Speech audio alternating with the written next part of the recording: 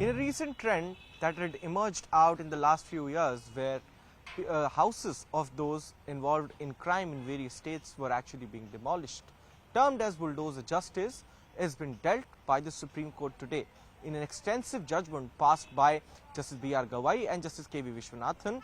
The judgment completely goes on to say that the executive, the public officials cannot become the judge. They cannot adorn the hat and the coat of the judiciary and cannot pass, judgments on somebody's guilt as a criminal.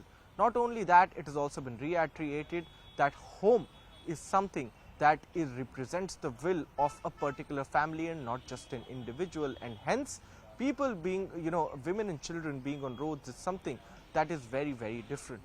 Very clearly, the topmost court of the country dealing with a clutch of petition with regards to, bulldozer action being taken place and houses being demolished of those involved in crimes is something that the Supreme Court was dealing with and had earlier indicated that it would be framing pan-India guidelines.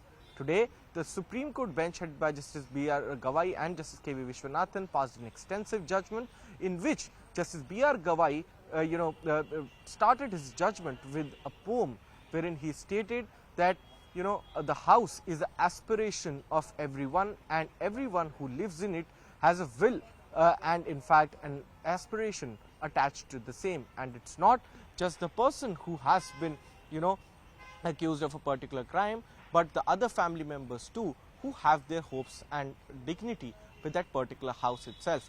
In fact, the judgment is not only a humanitarian aspect or the reiteration of the law, but is again a lesson that the executive and the judiciary are different. The adjudication function completely rests with the judiciary and cannot be taken by the executive. There exists a clear basic structure doctrine and the doctrine of separation of powers, and the right to shelter is a considerable fundamental right, is what this judgment has gone on to say. The bulldozer action has been criticized by various political parties and has been said to be a direct hit at a particular community. However, the Supreme Court, not going into that particular aspect, has very categorically framed various guidelines, including that of a videography of the demolition proceedings and for the same to be sent to the district magistrate as and when the demolition is complete, and the same to be also uploaded on a digital portal itself. Not only that, the Supreme Court also goes on to say that before any demolition takes place, a proper demolition notice has to be sent to the person who is the owner of that particular property via speed post. That should be pasted on that particular property. 15 days should be granted after the receipt of that particular notice for the person to decide as to whether or not he needs to challenge that particular order before, in fact, a particular authority or the court of law. And in case of authorities, there has to be a personal hearing that should be granted, is what the Supreme Court has gone on to say. Even if, after that, the authorities decide that they want to demolish that particular property, it is also to be ascertained that whether the violation is a complete violation of the law when the construction of that property had taken place, or whether it is a partial demolition, and hence the authorities has to think as to whether compensation or penalty can be a part of it, or the demolition is the last way resort.